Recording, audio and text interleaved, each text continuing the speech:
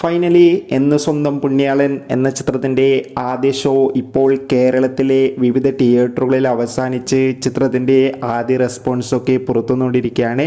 ആ ഒരു അപ്ഡേഷനാണ് ഇന്നൊരു വീഡിയോ ഭാഗത്ത് ഉൾപ്പെടുത്തിയിരിക്കുന്നത്. വീഡിയോയിലേക്ക് വരുമ്പോൾ ഈ വീഡിയോ ലൈക്ക് ചെയ്യുക, ചാനൽ സബ്സ്ക്രൈബ് ചെയ്യുക.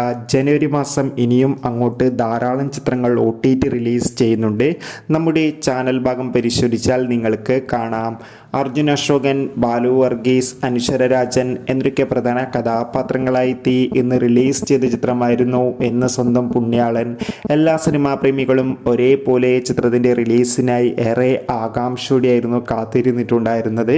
ഫൈനലി ചിത്രത്തിൻ്റെ ആദ്യ ഷോ ഇപ്പോൾ കേരളത്തിലെ വിവിധ തിയേറ്ററുകളിൽ അവസാനിക്കുമ്പോൾ ചിത്രത്തിന് മികച്ചൊരു പോസിറ്റീവ് റെസ്പോൺസ് തന്നെയാണ് പുറത്തുകൊണ്ടിരിക്കുന്നത്.